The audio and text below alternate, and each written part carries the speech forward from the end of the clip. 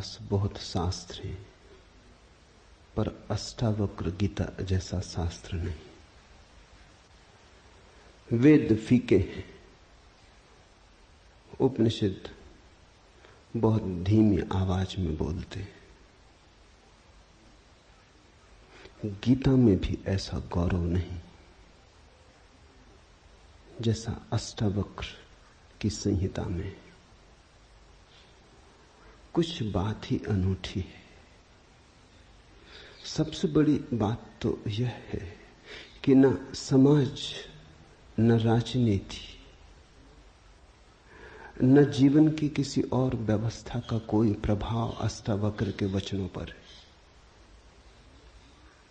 इतना शुद्ध भावातीत वक्तव्य है, समय और काल से अतीत, दूसरा नहीं। शायद इसीलिए अष्टावक्र की गीता, अष्टावक्र की संहिता का बहुत प्रभाव नहीं पड़ा। कृष्ण की गीता का बहुत प्रभाव पड़ा। पहला कारण, कृष्ण की गीता समन्वय है। सत्य की उतनी चिंता नहीं जितनी समन्वय की चिंता है। समन्वय का आग्रह इतना गहरा है कि अगर सत्य थोड़ा खो भी जाए तो कृष्ण राजी है। कृष्ण की गीता खिचड़ी जैसी है, इसलिए सभी को भाती है, क्योंकि सभी का कुछ न कुछ उसमें मौजूद है।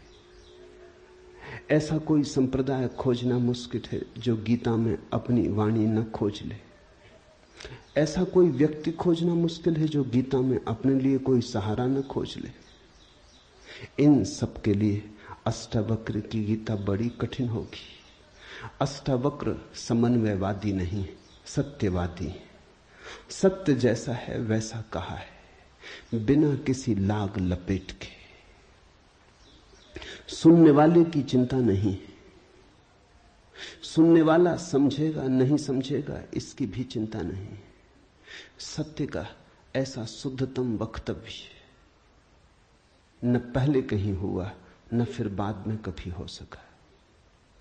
कृष्ण की गीता लोगों को प्रिय है क्योंकि अपना अर्थ निकाल लेना बहुत सुगम है। कृष्ण की गीता काव्यात्मक है। 2-2-5 भी हो सकते हैं, 2-2-3 भी हो सकते हैं। अष्टावक्र के साथ कोई खेल संभव नहीं, वहां 2-2-4 ही होते। अष्टावक्र का वक्तव्य शुद्ध गणित का वक्तव्य है। वहां काव्य को जरा भी जगह नहीं, वहां कविता के लिए जरा सी भी छूट नहीं। जैसा है वैसा कहा है, किसी तरह का समझौता नहीं। कृष्ण की गीता पढ़ो तो भक्त अपना अर्थ निकाल लेता है, क्योंकि कृष्ण ने भक्ति की भी बात की।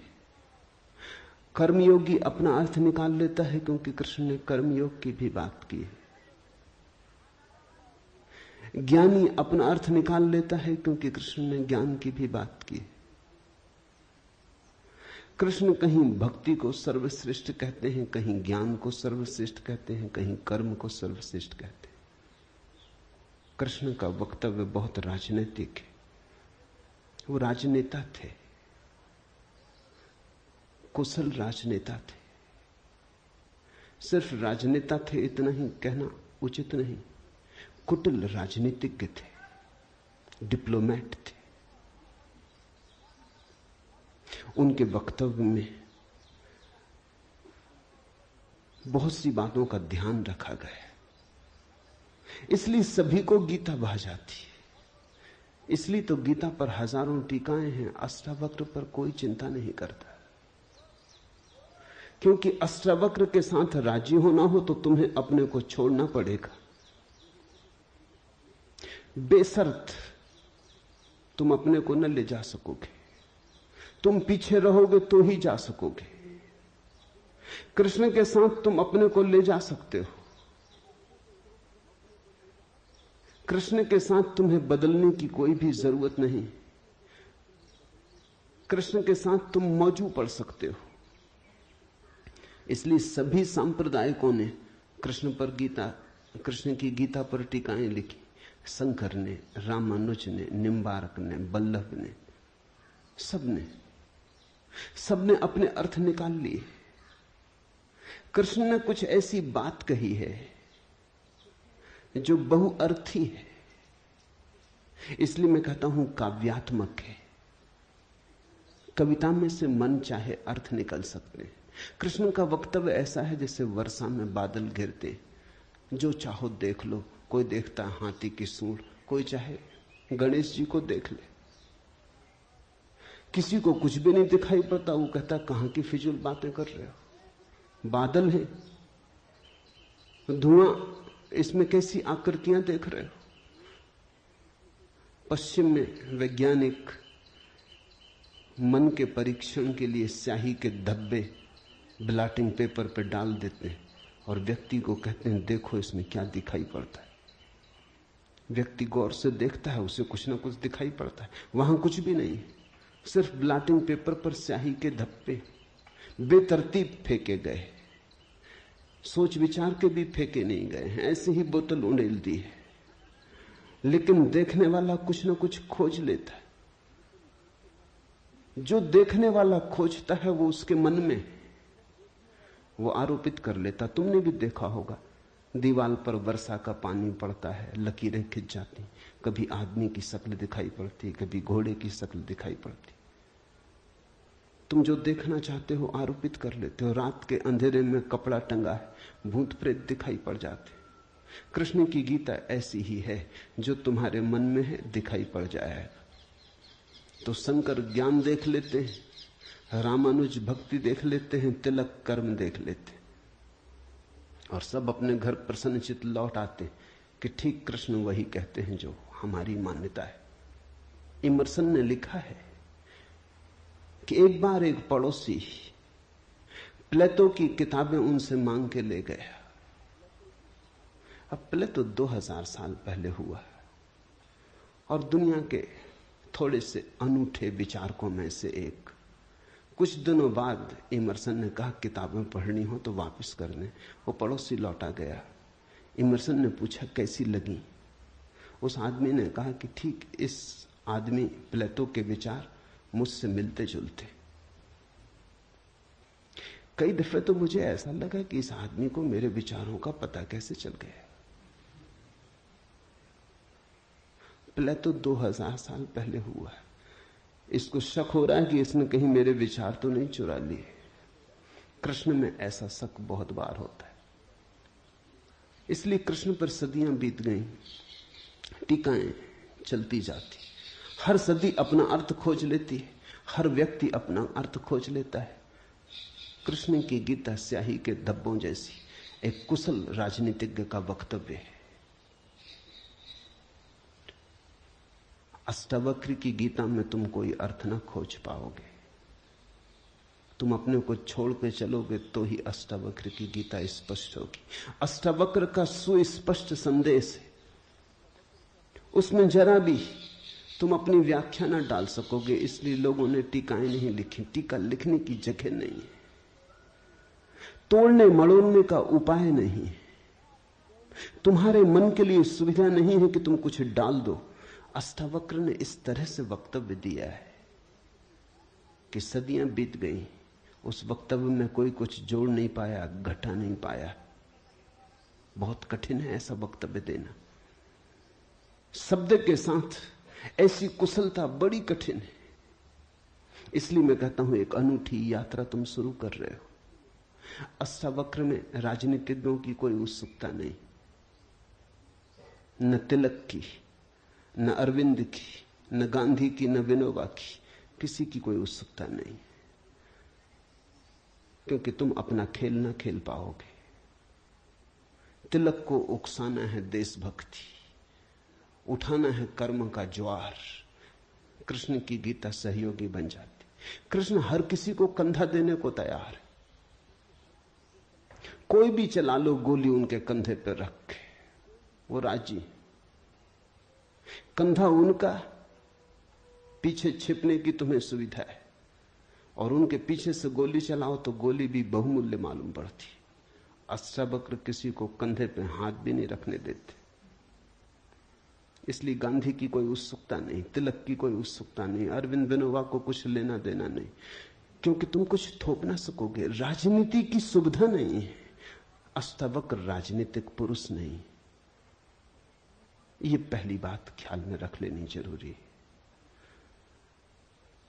ऐसा सुस्पष्ट खुले आकाश जैसा वक्तव्य जिसमें बादल है ही नहीं, तुम कोई आकृति देख ना पाओगे, आकृति छोड़ोगे, सब बनोगे निराकार, अरूप के साथ जोड़ोगे संबंध, तो अष्टावक्र समझ में आएंगे। अष्टावक्र समझना चाहो तो ध्यान की गहराई में उतरना होगा। कोई व्याख्या से काम होने वाला नहीं। और ध्यान के लिए भी अष्टावक्र नहीं कहते कि तुम बैठ के राम राम जपो। अष्टावक्र कहते हैं तुम कुछ भी करो वो ध्यान ना होगा। करता जहां है वहां ध्यान कैसा?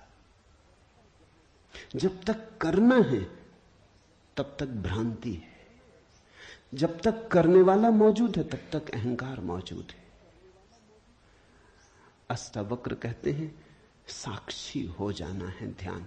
जहां करता छूट जाता तुम सिर्फ देखने वाले रह जाते। दृष्टा मात्र, दृष्टा मात्र हो जाने में ही दर्शन है, दृष्टा मात्र हो जाने में ही ध्यान है, दृष्टा मात्र हो जाने में ही ज्ञान है।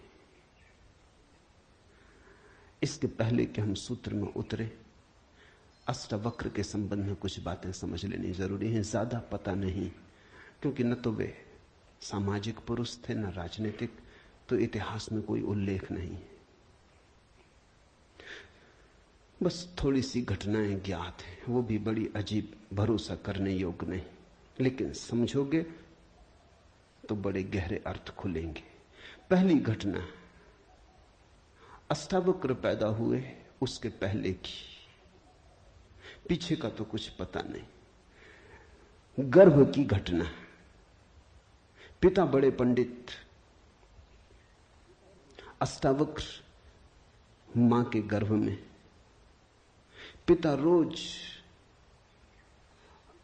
वेद का पाठ करते और अष्टावक्र गर्भ में सुनते। एक दिन अचानक गर्भ से आवाज आती कि रुको भी, ये सब बकवास है, ज्ञान इसमें कुछ भी नहीं, बस शब्दों का संग्रह। शास्त्र में ज्ञान कहां? ज्ञान स्वयं में। शब्द में सत्य कहां? सत्य स्वयं में।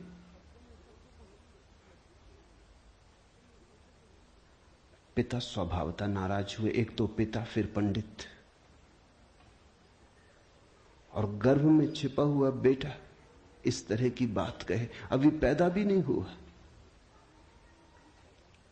क्रोध में आ गए, आग बबूला हो गए। पिता का अहंकार चोट खा गया। फिर पंडित का अहंकार। बड़े पंडित थे, बड़े विवादी थे, शास्त्रार्थी थे। क्रोध में अभिशाप दे दिया कि जब पैदा होगा तो 8 अंगों से टेढ़ा होगा, इसलिए नाम अष्टावक्र।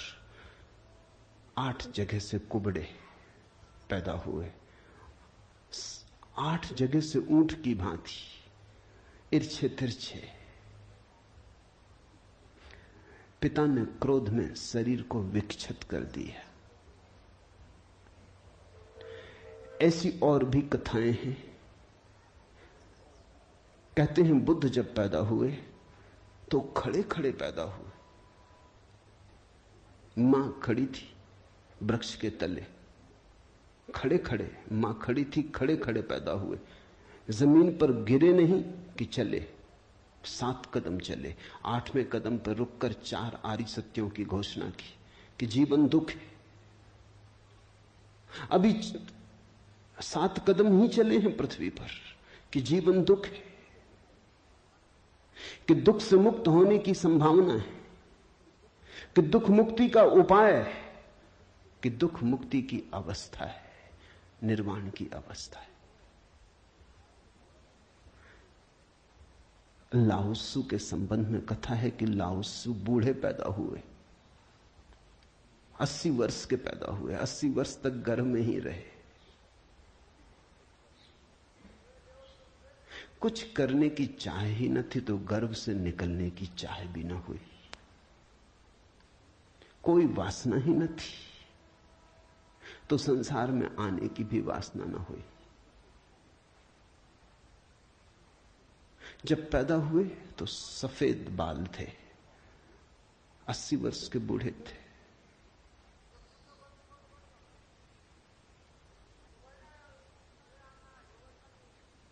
जरथुस्त्र के संबंध में कथा है कि जब जरथुस्त्र पैदा हुए तो पैदा होते से ही खिलखिला के हंसे, मगर इन सबको मात कर दिया अष्टावक्र ने। ये तो पैदा होने की बात है। अष्टावक्र ने अपना पूरा वक्तव्य दे दिया पैदा होने के पहले। ये कथाएं महत्वपूर्ण हैं। इन कथाओं में इन व्यक्तियों के जीवन की सारी सार संपदा है, निचोड़ है। बुद्ध ने जो जीवन भर में कहा उसका निचोड़। बुद्ध ने अष्टांगिक मार्ग का उपदेश दिया तो 7 कदम चले, 8वें पर रुक गए। 8 अंग हैं कुल। पहुंचने की अंतिम अवस्था है सम्यक समाधि। उस समाधि की अवस्था में ही पता चलता है जीवन के पूरे सत्य का। वो 4 आर्य सत्यों की घोषणा करती। लाओत्सु बूढ़ा पैदा हुआ। लोगों को 80 साल लगते हैं, तब भी ऐसी समझ नहीं आ पाती। बूढ़े होकर भी लोग बुद्धिमान कहां हो पाते। बूढ़ा होना और बुद्धिमान होना पर्यायवाची तो नहीं। बाल तो धूप में भी पकाए जा सकते हैं। लाओत्सु की कथा इतना ही कहती है कि अगर जीवन में त्वरा हो, तीव्रता हो, तो जो 80 साल में घटता है वो एक क्षण में घट सकता है। प्रज्ञा की तीव्रता हो तो एक क्षण में घट सकता है। बुद्धि मलिन हो तो 80 साल में भी कहां घटता है। जरथुस्त्र जन्म के साथ ही हंसे। जरथुस्त्र का धर्म अकेला धर्म है दुनिया में जिसको हंसता हुआ धर्म कह सकते। अति पार्थिव पृथ्वी का धर्म है। इसलिए तो पारसी दूसरे धार्मिकों को धार्मिक नहीं मालूम होते, नाचते गाते प्रसन्न। जरथुस्त्र का धर्म हंसता हुआ धर्म है, जीवन के स्वीकार का धर्म है, निषेध नहीं है, त्याग नहीं है। तुमने कोई पारसी साधु देखा? नंग धड़ंग खड़ा हो जाए, छोड़ दे, धूप में खड़ा हो जाए, धूनी रमा के बैठ जाए? नहीं, पारसी धर्म में जीवन को सताने, कष्ट देने की कोई व्यवस्था नहीं। जरथुस्त्र का सारा संदेश यही है कि जब हंसते हुए परमात्मा को पाया जा सकता है तो रोते हुए क्यों पाना। जब नाचते हुए पहुंच सकते हैं उस मंदिर तक तो नाहक कांटे क्यों बोने। जब फूलों के साथ जाना हो सकता है तो ये दुखवाद क्यों। इसलिए ठीक है, प्रतीक ठीक है कि जरथुस्त्र पैदा होते हंसे। इन कथाओं में इतिहास मत खोजना, ऐसा हुआ है ऐसा नहीं है। लेकिन इन कथाओं में एक बड़ा गहरा अर्थ है। तुम्हारे पास एक बीज पड़ा है। जब तुम बीज को देखते हो तो इससे पैदा होने वाले फूल की कोई भी तो खबर नहीं मिलती। ये क्या हो सकता है इसकी भनक भी तो नहीं आती। ये कमल बनेगा, खिलेगा, जल में रहेगा और जल से अछूता रहेगा, सूरज की किरणों पर नाचेगा और सूरज भी ईर्ष्यालु होगा इसके सौंदर्य से, इसकी कोमलता से, इसके अपूर्व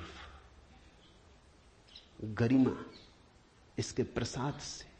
इसकी सुगंध आकाश में उड़ेगी। ये बीज को देखकर तो पता भी नहीं चलता। बीज को तो देख के इसकी कोई कल्पना भी नहीं कर सकता, अनुमान भी नहीं कर सकता, लेकिन एक दिन यह घटता है। तो दो तरह से हम सोच सकते हैं। या तो हम बीज को पकड़ लें जोर से और हम कहें जो बीज में दिखाई नहीं पड़ा वो कमल में भी घट नहीं सकता। ये भ्रम है, ये धोखा है, ये झूठ है। जिनको हम तर्कनिष्ठ कहते हैं, संदेहशील कहते हैं, उनका यही आधार है। वो कहते हैं जो बीज में नहीं दिखाई पड़ा वो फूल में हो नहीं सकता, कहीं भ्रांति हो रही है। इसलिए संदेहशील व्यक्ति बुद्ध को मान नहीं पाता, महावीर को स्वीकार नहीं कर पाता, जीसस को अंगीकार नहीं कर पाता, क्योंकि वो कहते हैं हमने जाना इनको। जीसस अपने गांव में आए, बड़े हैरान हुए, गांव के लोगों ने कोई चिंता ही न की। जीसस का वक्तव्य है कि पैगंबर की अपने गांव में पूजा नहीं होती। कारण क्या रहा होगा, क्यों नहीं होती गांव में पूजा पैगंबर की? गांव के लोगों ने बचपन से देखा, बड़े ही जोसेफ का लड़का है, लकड़ियां ढोते देखा, रिंदा चलाते देखा, लकड़ियां चीरते देखा, पसीने से लथपथ देखा, सड़कों पर खेलते देखा, झगड़ते देखा। गांव के लोग इसे बचपन से जानते हैं, बीज की तरह देखा। आज अचानक ये हो कैसे सकता है कि परमात्मा का पुत्र हो गए? नहीं, जिसने बीज को देखा है वो फूल को मान नहीं पाता। वो कहता जरूर धोखा होगा, बेईमानी होगी, ये आदमी पाखंडी है। बुद्ध अपने घर वापस लौटे तो पिता, सारी दुनिया को जो दिखाई पड़ रहा था वो पिता को दिखाई नहीं पड़ा। सारी दुनिया अनुभव कर रही थी एक प्रकाश, दूर दूर तक खबरें जा रही थी, दूर देशों से लोग आने शुरू हो गए थे। लेकिन जब वापस बुद्ध घर आए 12 साल बाद, तो पिता ने कहा मैं तुझे अभी भी क्षमा कर सकता हूं, यद्यपि तूने काम तो बुरा किया है,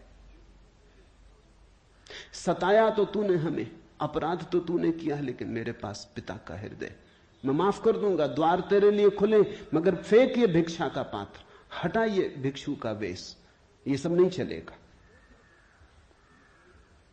तो वापस लौटा, ये राज्य तेरा है, मैं बूढ़ा हो गया, इसको कौन संभालेगा? हो गया बचपना बहुत, अब बंद करो ये सब खेल।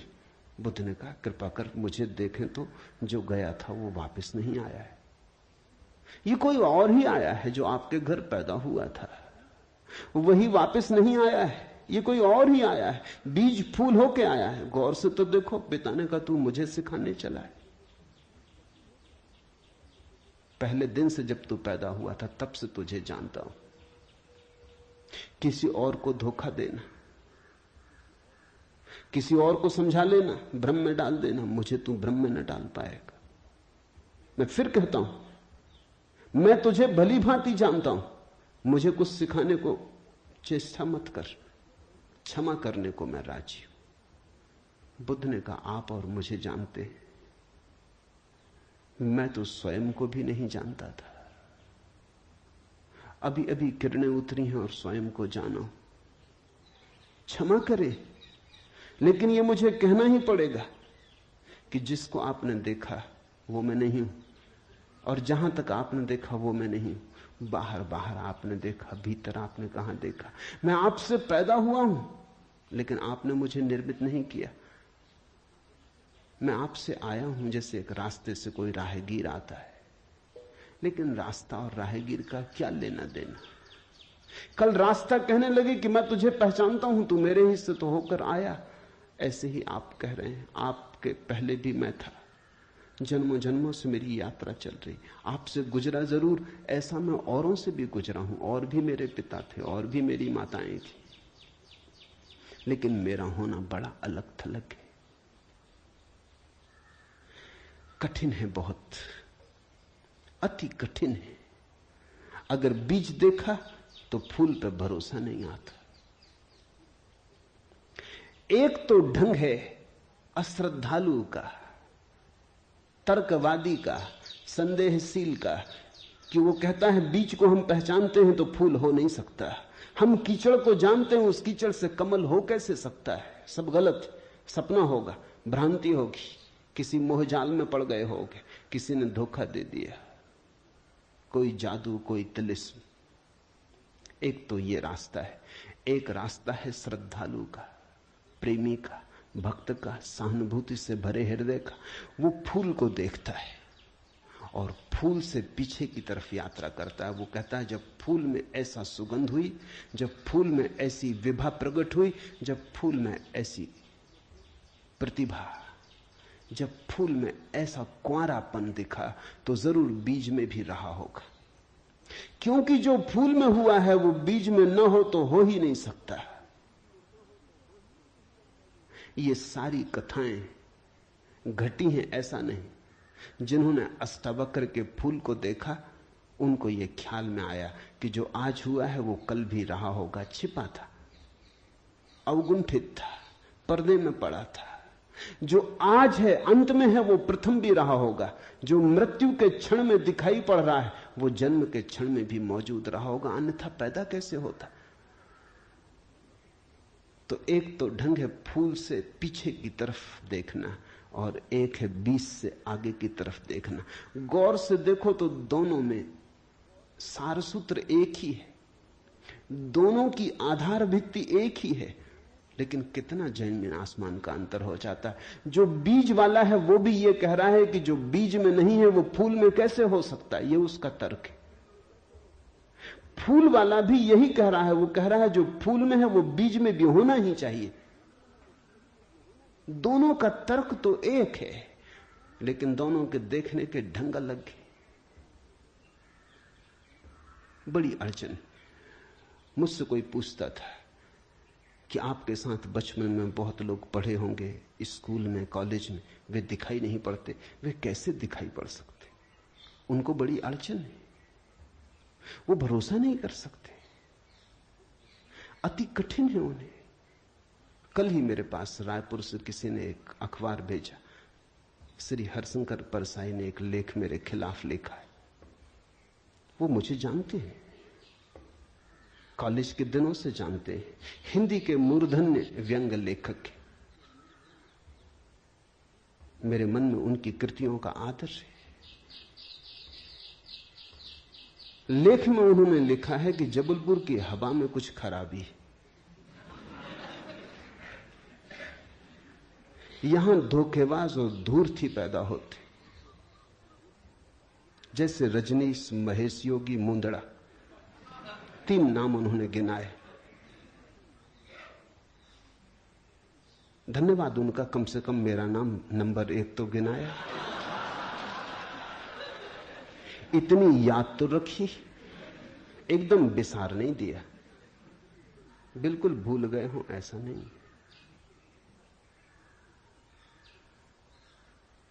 लेकिन अड़चन स्वाभाविक है, सीधी साफ है, मैं उनकी बात समझ सकता हूं। ये असंभव है बीज को देखा तो फूल में भरोसा। फिर जिन्होंने फूल को देखा उन्हें बीज में भरोसा मुश्किल हो जाता है। तो सभी महापुरुषों की जीवन कथाएं 2 ढंग से लिखी जाती हैं। जो उनके विपरीत हैं वो बचपन से यात्रा शुरू करते हैं, जो उनके पक्ष में है वो अंत से यात्रा शुरू करते हैं और बचपन की तरफ जाते हैं। दोनों एक अर्थ में सही है, लेकिन जो बचपन से यात्रा करके अंत की तरफ जाते हैं वो वंचित रह जाते हैं। उनका सही होना उनके लिए आत्मघाती है। जो अंत से यात्रा करते हैं वो पीछे की तरफ जाते हैं, वो धन्यभागी हैं, क्योंकि बहुत कुछ उन्हें अनायास मिल जाता है जो कि पहले तर्कवादियों को नहीं मिल पाता। अब न केवल मैं गलत मालूम होता हूं, मेरे कारण जबलपुर तक की हवा उनको गलत मालूम होती। कुछ भूल हवा पानी में होनी चाहिए। यदि मैं उनको कहना चाहूंगा जबलपुर को कोई हक नहीं है मेरे संबंध में हवा पानी को अच्छा या खराब तय करने का। जबलपुर से मेरा कोई बहुत नाता नहीं है, थोड़े दिन वहां था, महेश योगी भी थोड़े दिन वहां थे, उनका भी कोई नाता नहीं। हम दोनों का नाता किसी और जगह से है। उस जगह के लोग इतने सोए हैं कि उन्हें अभी खबर ही नहीं। महेश योगी और मेरा जन्म पास ही पास हुआ, दोनों गाडरवाड़ा के आसपास पैदा हुए। उनका जन्म चिचली में हुआ, मेरा जन्म कुचवाड़े में हुआ। अगर हवा पानी खराब है तो वहां का होगा। इसका दुख गाडरवाड़ा को होना चाहिए, कभी होगा, या सुख। जबलपुर को इसमें बीच में आना नहीं चाहिए। लेकिन मन कैसे तर्क रचता है। अब जो अष्टावक्र की कथा को देखेगा वो सुनते से ही कह देगा गलत, असंभव। ये तो कथा जिन्होंने लिखी हो उनको भी पता है कि कहीं कोई गर्व से बोलता है।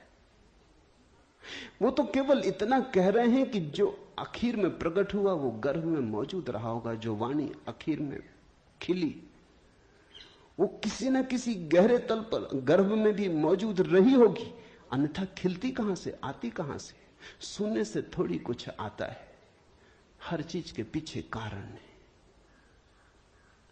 नहीं देख पाए हो हम, लेकिन था तो मौजूद। ये सारी कथाएं इसी का सूचक देती हैं। अष्टावक्र के संबंध में दूसरी बात जो ज्ञात है वो है जब वे 12 वर्ष के थे। बस 2 ही बातें ज्ञात हैं। तीसरी उनकी अष्टावक्र गीता है, या कुछ लोग कहते हैं अष्टावक्र संहिता। जब वे 12 वर्ष के थे तो एक बड़ा विशाल शास्त्रार्थ जनक ने रचा। जनक सम्राट थे और उन्होंने सारे देश के पंडितों को निमंत्रण दिया और उन्होंने 1000 गायें राजमहल के द्वार पर खड़ी कर दी और उन्होंने गायों के सींगों पर सोना मढ़ दिया और हीरे जवाहरात लटका दिए और कहा जो भी विजेता होगा वो इन गायों को हाँक के ले जाए। बड़ा विवाद हुआ। अष्टावक्र के पिता भी उस विवाद में गए। खबर आई सांझ होते होते कि पिता हार रहे हैं। सबसे तो जीत चुके थे, वंदिन नाम के एक पंडित से हारे जा रहे हैं। ये खबर सुन के अष्टावक्र भी राजमहल पहुंच गया। सभा सजी थी, विवाद अपनी आखिरी चरम अवस्था में था, निर्णायक घड़ी करीब आती थी। पिता के हारने की स्थिति बिल्कुल पूरी तय हो चुकी थी। अब हारे तब हारे की अवस्था थी। अष्टावक्र दरबार में भीतर चला गया। पंडितों ने उसे देखा, महापंडित इकट्ठे थे। उसका 8 अंगों से टेढ़ा मेढ़ा शरीर, वो चलता तो भी देख के लोगों को हंसी आती। उसका चलना भी बड़ा हास्यास्पद था। सारी सभा हंसने लगी। अष्टावक्र भी खिल के हंसा। जनक ने पूछा, और सब हंसते हैं वो तो मैं समझ गया क्यों हंसते, लेकिन बेटे तू क्यों हंसा? अष्टावक्र ने कहा, मैं इसलिए हंस रहा हूं कि इन चम्हारों की सभा में सत्य का निर्णय हो रहा है। बड़ा आदमी अनूठा रहा होगा। ये चम्हार यहां क्या कर रहे हैं? सन्नाटा छा गया। चम्हार? सम्राट ने पूछा, तेरा मतलब? उसने कहा, सीधी सी बात है, इनको चमड़ी ही दिखाई पड़ती है, मैं नहीं दिखाई पड़ता। मुझसे सीधा साधा आदमी खोजना मुश्किल है, वो तो इनको दिखाई ही नहीं पड़ता। इनको आड़ा टेढ़ा शरीर दिखाई पड़ता है। ये चम्हार है, ये चमड़ी के पारखी। राजन, मंदिर के टेढ़े होने से कहीं आकाश टेढ़ा होता है?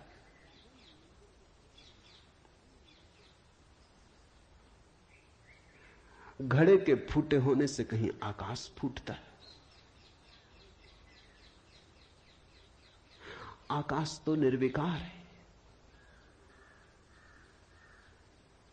मेरा शरीर टेढ़ा मेढ़ा है, लेकिन मैं तो नहीं। ये जो भीतर बसा है इसकी तरफ तो देखो। इससे तुम सीधा साधा और कुछ खोज ना सकोगे।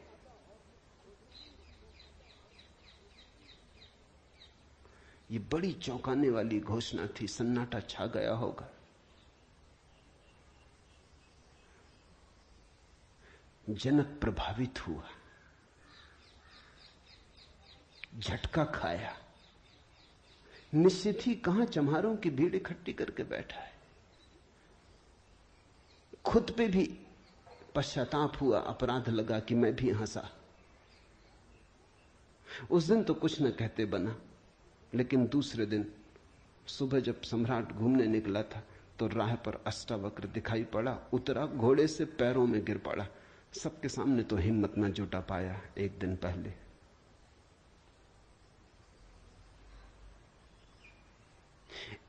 पहले तो कहा था, बेटे तू क्यों हंसता है? 12 साल का लड़का था। उम्र तौली थी, आज उम्र नहीं तौली। आज घोड़े से उतर गया, पैर पर गिर पड़ा, साष्टांग दंडवत,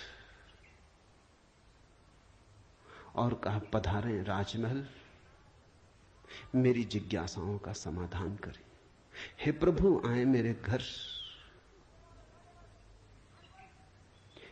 बात मेरी समझ में आ गई। रात भर मैं सो ना सका। ठीक ही कहा। शरीर को ही जो पहचानते हैं उनकी पहचान गहरी कहां।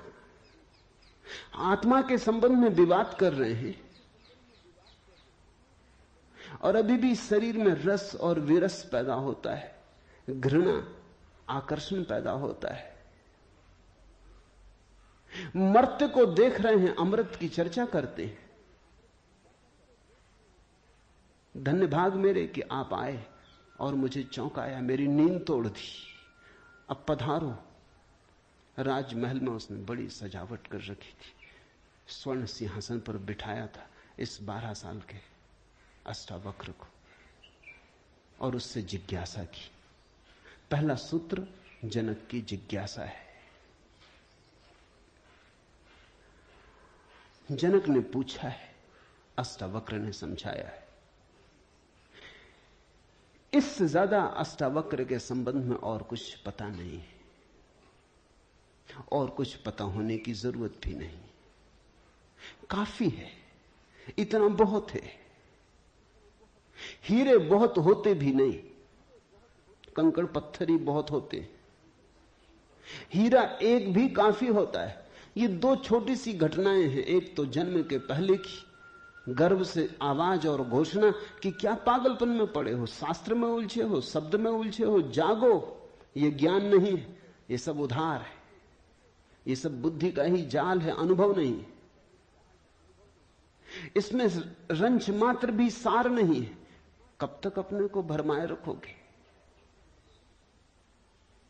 और दूसरी घटना, राजमहल में हंसना पंडितों का और कहना अष्टावक्र का कि जीवन में देखने की 2 दृष्टियां हैं, एक आत्मदृष्टि, एक चर्म दृष्टि।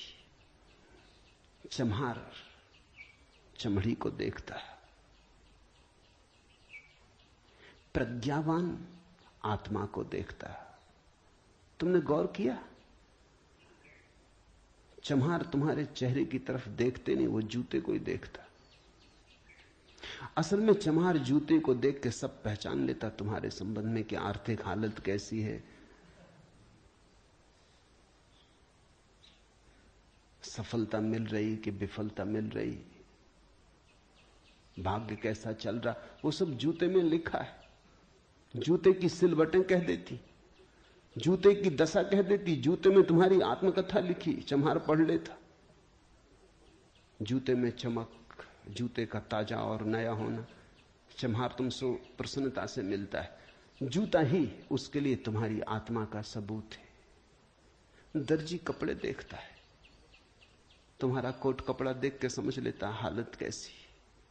सबकी अपनी बंधी हुई दृष्टियां हैं। सिर्फ आत्मवान ही आत्मा को देखता है, उसकी कोई दृष्टि नहीं है, उसके पास दर्शन है। एक छोटी घटना और, जो अष्टावक्र के जीवन से संबंधित नहीं, रामकृष्ण और विवेकानंद के जीवन से संबंधित है, लेकिन अष्टावक्र से उसका जोड़ है। फिर हम सूत्रों में प्रवेश करें। विवेकानंद रामकृष्ण के पास आए तब उनका नाम नरेंद्रनाथ था। विवेकानंद तो बाद में रामकृष्ण ने उनको पुकारा। जब आए रामकृष्ण के पास तो अति विवादी थे, नास्तिक थे, तर्कवादी थे, हर चीज के लिए प्रमाण चाहते थे। कुछ चीजें हैं जिनके लिए कोई प्रमाण नहीं, मजबूरी है। परमात्मा के लिए कोई प्रमाण नहीं है और प्रमाण नहीं। प्रेम के लिए कोई प्रमाण नहीं है और प्रमाण नहीं। सौंदर्य के लिए कोई प्रमाण नहीं है और प्रमाण नहीं है। अगर मैं कहूं देखो ये खजूरेना के वृक्ष कैसे सुंदर, और तुम कहो हमें तो कोई सौंदर्य दिखाई नहीं पड़ता, वृक्ष जैसे वृक्ष, सिद्ध करें, मुश्किल हो जाएगी। कैसे सिद्ध करें कि सुंदर है? सुंदर होने के लिए सौंदर्य की परख चाहिए और तो कोई उपाय नहीं। आंख चाहिए और तो कोई उपाय नहीं। कहते हैं मजनू ने कहा कि लैला को जानना हो तो मजनू की आंख चाहिए। ठीक कहा। लैला को देखने का और कोई उपाय ही नहीं। मजनू को बुलाया था उसके गांव के राजा ने और कहा था तू पागल है, मैं तेरी लैला को जानता हूं, साधारण सी लड़की है, काली कलूटी, कुछ खास नहीं, तुझ पे मुझे दया आती। ये मेरे राजमहल की 12 लड़कियां खड़ी, ये इस देश की सुंदरतम स्त्रियां, इनमें से तू कोई भी चुन ले, ये तुझे रोते देख के मेरा भी प्राण रोता है। उसने देखा और उसने कहा इनमें तो लैला कोई भी नहीं, ये तो लैला के मुकाबले तो दूर, उसके चरण की धूल भी नहीं। सम्राट कहने लगा मजनू तू पागल है। मजनू ने कहा यह हो सकता है, लेकिन एक बात आपसे कहना चाहता हूं, लैला को देखना हो तो मजनू की आंख चाहिए।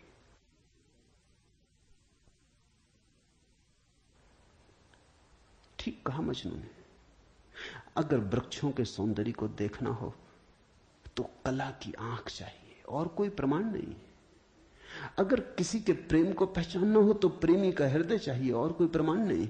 और परमात्मा तो इस जगत के सारे सौंदर्य और सारे प्रेम और सारे सत्य का इकट्ठा नाम है। उसके लिए तो ऐसा निर्विकार चित्त चाहिए, ऐसा साक्षी भाव चाहिए जहां कोई शब्द न रह जाए, कोई विचार न रह जाए, कोई तरंग ना उठे, वहां कोई धूल न रह जाए, मन की और चित्त का दर्पण परिपूर्ण शुद्ध हो। प्रमाण कहां? रामकृष्ण से विवेकानंद ने कहा प्रमाण चाहिए।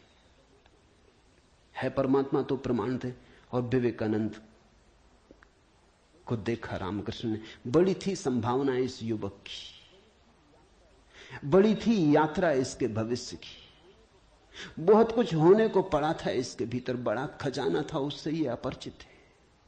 रामकृष्ण ने देखा, इस युवक के पिछले जन्मों में झांका, ये बड़ी संपदा, बड़े पुण्य की संपदा लेकर आ रहा है। ये ऐसे ही तर्क में दबा न रह जाए। कराह उठा होगा पीड़ा और करुणा से रामकृष्ण का हृदय। उन्होंने कहा छोड़, प्रमाण वगैरह बाद में सोच लेंगे, मैं जरा बूढ़ा हुआ, मुझे पढ़ने में अड़चन होती, तू अभी जवान, तेरी आंख अभी तेज, ये किताब पढ़ी, इसे तू पढ़। वो थी अष्टावक्र गीता, जरा मुझे सुनाते। कहते हैं विवेकानंद को इसमें तो कुछ अड़चन न मालूम पड़ी, यह आदमी कुछ ऐसी तो कोई खास बात नहीं मांग रहा है। 2-4 सूत्र पढ़े और एक घबराहट और रोआ रोआ कपने लगा। और विवेकानंद ने कहा मुझसे नहीं पढ़ा जाता। रामकृष्ण ने कहा पढ़ भी, इसमें हर्ज क्या है, तेरा क्या बिगाड़ लेगी ये किताब, तू जवान है अभी, तेरी आंख अभी ताजी, और मैं बूढ़ा हुआ, मुझे पढ़ने में दिक्कत होती, और ये किताब मुझे पढ़नी तो तू पढ़ के सुना दे। कहते हैं उस किताब को सुनाते सुनाते ही विवेकानंद डूब गए। रामकृष्ण ने देखा इस व्यक्ति के भीतर बड़ी संभावना है, बड़ी शुद्ध संभावना है, जैसी एक बोधिसत्व की होती, जो कभी न कभी बुद्ध होना जिसका निर्णीत है, आज नहीं कल, भटके कितना ही, बुद्धत्व जिसके पास चला आ रहा है। क्यों अष्टावक्र की गीता रामकृष्ण ने कही कि तू पढ़ के मुझे सुना दे, क्योंकि इससे ज्यादा शुद्धतम वक्तव्य और कोई नहीं। ये शब्द भी अगर तुम्हारे भीतर पहुंच जाएं तो तुम्हारी सोई हुई आत्मा को जगाने लगेंगे। ये शब्द तुम्हें तरंगायित करेंगे, ये शब्द तुम्हें आह्लादित करेंगे, ये शब्द तुम्हें झकझोरेंगे। इन शब्दों के साथ क्रांति घटित हो सकती। अष्टावक्र की गीता को मैंने यूं ही नहीं चुना है, और जल्दी नहीं चुना, बहुत देर करके चुना है, सोच विचार के। दिन थे जब मैं कृष्ण की गीता पर बोला, क्योंकि भीड़ भाड़ मेरे पास थी। भीड़ भाड़ के लिए अष्टावक्र गीता का कोई अर्थ न था। बड़ी चेष्टा करके भीड़ भाड़ से छुटकारा पाया है। अब तो थोड़े से विवेकानंद यहां हैं, अब तो उनसे बात करनी है जिनकी बड़ी संभावना है। उन थोड़े से लोगों के साथ मेहनत करनी है जिनके साथ मेहनत का परिणाम हो सकता है। अब हीरे तराशने, कंकड़ पत्थरों पर यह छेनी खराब नहीं करनी, इसलिए चुनी है अष्टावक्र की गीता। तुम तैयार हुए हो इसलिए चुनी। पहला सूत्र, जनक ने कहा, हे प्रभु, पुरुष ज्ञान को कैसे प्राप्त होता है, और मुक्ति कैसे होगी, और वैराग्य कैसे प्राप्त होगा, यह मुझे कहिए। एतत् मम ब्रूहि प्रभु, मुझे समझाएं प्रभु। 12 साल के लड़के से सम्राट जनक का कहना, हे प्रभु भगवान मुझे समझाएं। एतत् मम ब्रूहि, मुझे ना समझ को कुछ समझ दें, मुझे अज्ञानी को जगाएं। 3 प्रश्न पूछे हैं। कथम ज्ञानम, कैसे होगा ज्ञान? साधारणता तो हम सोचेंगे कि यह भी कोई पूछने की बात है, किताबों में भरा पड़ा है। जनक भी जानता था किताबों में भरा पड़ा है वो ज्ञान नहीं, वो केवल ज्ञान की धूल है, राख है। ज्ञान की ज्योति जब जलती है तो पीछे राख छूट जाती, राख इकट्ठी होती चली जाती, शास्त्र बन जाती। वेद राख है। कभी जलते हुए अंगारे थे, ऋषियों ने उन्हें अपनी आत्मा में जलाया था, फिर राख रह गए। फिर राख संयोजित की जाती, संग्रहित की जाती, सुव्यवस्थित की जाती। जैसे जब आदमी मर जाता है तो हम उसकी राख इकट्ठी कर लेते हैं, उसको फूल कहते हैं। बड़े मजेदार लोग हैं जिंदगी में जिसको फूल नहीं कहा। उसकी हड्डी वड्डियां इकट्ठी कर लाते हैं, कहते फूल संजोला है, फिर संभाल कर रखते, मंजूसा बनाते। जिसको जिंदगी में कभी फूल का आदर नहीं दिया, जिसको जिंदगी में कभी फूल की तरह देखा नहीं, जब मर जाता है आदमी पागल है, तब उसकी हड्डी को, राख को फूल कहते। ऐसे ही जब कोई बुद्ध जीवित होता है तब तुम सुनते नहीं। जब कोई महावीर तुम्हारे बीच से गुजरता है तब तुम नाराज होते हो। लगता है यह आदमी तुम्हारे सपने तोड़ रहा है या तुम्हारी नींद में दखल डाल रहा है। ये कोई जगाने का वक्त है? अभी अभी तो सपना आना शुरू हुआ था, अभी अभी तो जरा जीतना शुरू किया था जिंदगी में, अभी अभी तो दांव ठीक लगने लगे थे, तीर ठीक ठीक जगह पड़ने लगा था, और ये सज्जन आ गए। ये कहते हैं सब आसार है। अभी अभी तो चुनाव जीते थे, पद पे पहुंचने का रास्ता बना था, और ये महापुरुष आ गए। ये कहते हैं ये सब सपना है, इसमें कुछ सार नहीं, मौत आएगी सब छीन लेगी। और छोड़ो भी, जब मौत आएगी तब देखेंगे, बीच में तो इस तरह की बातें मत उठाओ।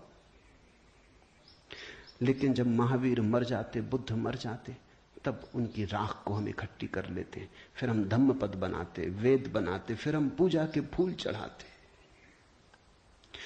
जनक भी जानता था कि शास्त्रों में सूचनाएं भरी पड़ी, लेकिन उसने पूछा कथम ज्ञानम, कैसे होगा ज्ञान? क्योंकि कितना ही जान लो, ज्ञान तो होता ही नहीं। जानते जाओ, शास्त्र कंठस्थ कर लो, तोते बन जाओ, एक एक सूत्र याद हो जाए, पूरे वेद स्मृति में छप जाएं, फिर भी ज्ञान तो होता नहीं। कथम ज्ञानम, कैसे होता ज्ञान? कथम मुक्ति, मुक्ति कैसे होगी? क्योंकि जिसको तुम ज्ञान कहते हो वो तो बांध लेता उल्टे, मुक्त कहां करता। ज्ञान तो वही है जो मुक्त करे। जीसस ने कहा है सत्य वही है जो मुक्त करे। ज्ञान तो वही है जो मुक्त करे। ये ज्ञान की कसौटी है। पंडित मुक्त तो दिखाई नहीं पड़ता, बंधा दिखाई पड़ता है। मुक्ति की बातें करता है, मुक्त दिखाई नहीं पड़ता है। हजार बंधनों में बंधा हुआ मालूम पड़ता है। तुमने कभी गौर किया, तुम्हारे तथाकथित संत तुमसे भी ज्यादा बंधे हुए मालूम पड़ते। तुम शायद थोड़े बहुत मुक्त भी हो, तुम्हारे संत तुमसे भी ज्यादा बंधे, लकीर के फकीर हैं। न उठ सकते स्वतंत्रता से, न बैठ सकते स्वतंत्रता से, न जी सकते स्वतंत्रता से। कुछ दिनों पहले कुछ जैन साध्वियों की मेरे पास खबर आई कि वो मिलना चाहती, मगर श्रावक आने नहीं देते। ये भी बड़े मजे की बात है। साधु का अर्थ होता है जिसने फिक्र छोड़ी समाज की, जो चल पड़ा अरण्य की यात्रा पर, जिसने कहा अब न तुम्हारे आदर की मुझे जरूरत है, न सम्मान की। लेकिन साधु साध्वी कहते हैं श्रावक आने नहीं देते। वो कहते हैं वहां भूल के मत जाना, वहां गए तो ये दरवाजा बंद। ये कोई साधुता हुई? ये तो परतंत्रता हुई, गुलामी हुई। ये तो बड़ी उल्टी बात हुई। ये तो ऐसा हुआ कि साधु श्रावक को बदले, उसकी जगह श्रावक साधु को बदल रहा है।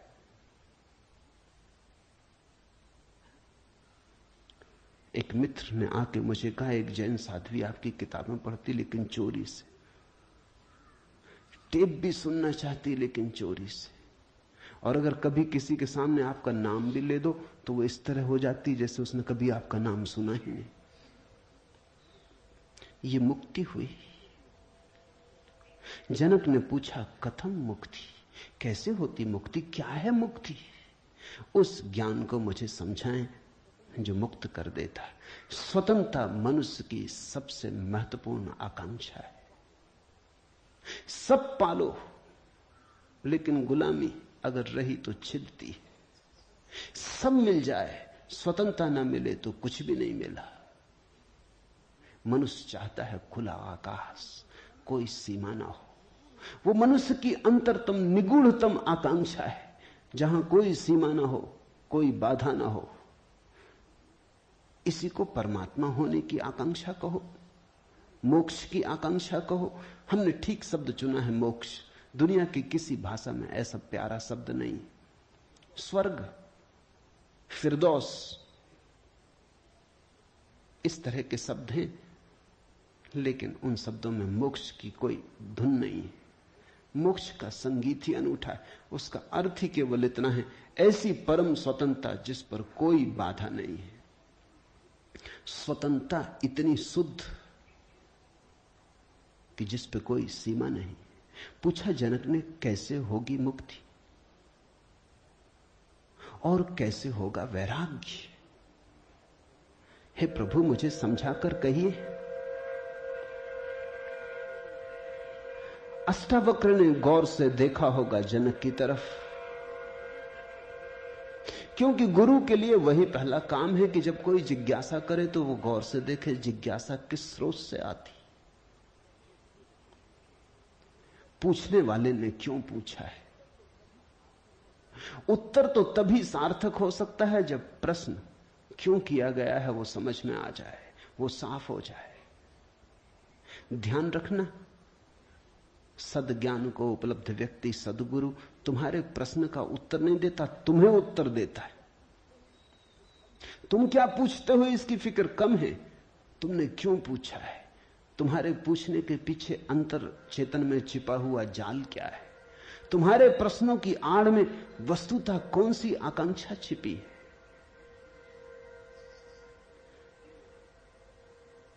दुनिया में 4 तरह के लोग हैं, ज्ञानी, मुमुक्षु, अज्ञानी, मूढ़। और दुनिया में 4 ही तरह की जिज्ञासाएं होती। ज्ञानी की जिज्ञासा तो निशब्द होती। कहना चाहिए ज्ञानी की जिज्ञासा तो जिज्ञासा होती ही नहीं। जान लिया, जानने को कुछ बचा नहीं, पहुंच गए, चित्त निर्मल हुआ, शांत हुआ, घर लौट आए, विश्राम में आ गए। तो ज्ञानी की जिज्ञासा तो जिज्ञासा जैसी होती ही नहीं। इसका यह अर्थ नहीं कि ज्ञानी सीखने को तैयार नहीं होता। ज्ञानी तो सरल छोटे बच्चे की भांति हो जाता है, सदा तत्पर सीखने को। जितना ज्यादा तुम सीख लेते हो उतनी ही सीखने की तत्परता बढ़ जाती।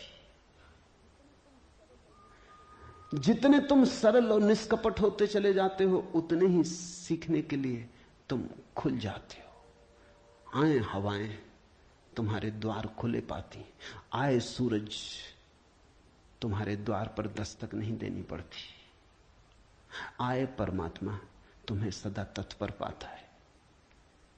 ज्ञानी ज्ञान को संग्रहित नहीं करता, ज्ञानी सिर्फ ज्ञान की क्षमता को उपलब्ध होता है। इस बात को ठीक से समझ लेना, क्योंकि पीछे यह काम पड़ेगी।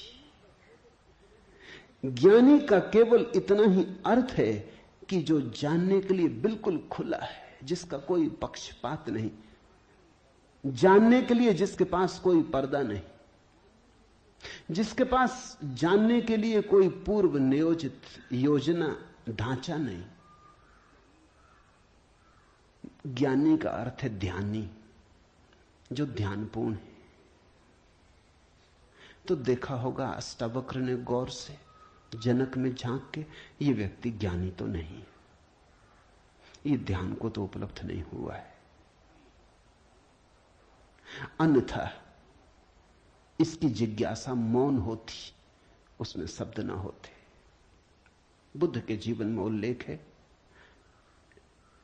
एक फकीर मिलने आया, एक साधु मिलने आया, एक परिव्राजक घुमक्कड़। उसने आके बुद्ध से कहा, पूछने योग्य शब्द मेरे पास नहीं, क्या पूछना चाहता हूं उसे शब्दों में बांधने की मेरे पास कोई कुशलता नहीं। आप तो जानते ही हैं, समझ लें, जो मेरे योग को कहते हैं। ये ज्ञानी की जिज्ञासा है। बुद्ध चुप बैठे रहे, उन्होंने कुछ भी ना कहा। घड़ी भर बाद जैसे कुछ घटा। वो जो आदमी चुपचाप बैठा बुद्ध की तरफ देखता रहा था, उसकी आंख से आंसुओं की धार लग गई। चरणों में झुका, नमस्कार किया और कहा, धन्यवाद, खूब धन्यभागी हूं। जो लेने आया था आपने दिया। वो उठ के चला भी गया। उसके चेहरे पे अपूर्व आभा थी, वो नाचता हुआ गया। बुद्ध के आसपास के शिष्य बड़े हैरान हुए। आनंद ने पूछा, बनते भगवान, पहेली हो गई। पहले तो याद नहीं, कहता है कि मुझे पता नहीं कैसे पूछूं, पता नहीं किन शब्दों में पूछूं, ये भी पता नहीं क्या पूछने आया हूं। फिर आप तो जानते ही हैं सब, देख लें, मुझे जो मेरे लिए जरूरी हो कह दें। पहले तो ये आदमी ही जरा पहेली था, ये कोई ढंग हुआ पूछने का? और जब तुम्हें यही पता नहीं कि क्या पूछना, तो पूछना ही क्यों? पूछना क्या? खूब रही। फिर यही बात खत्म ना हुई, आप चुप बैठे सो चुप बैठे रह गए।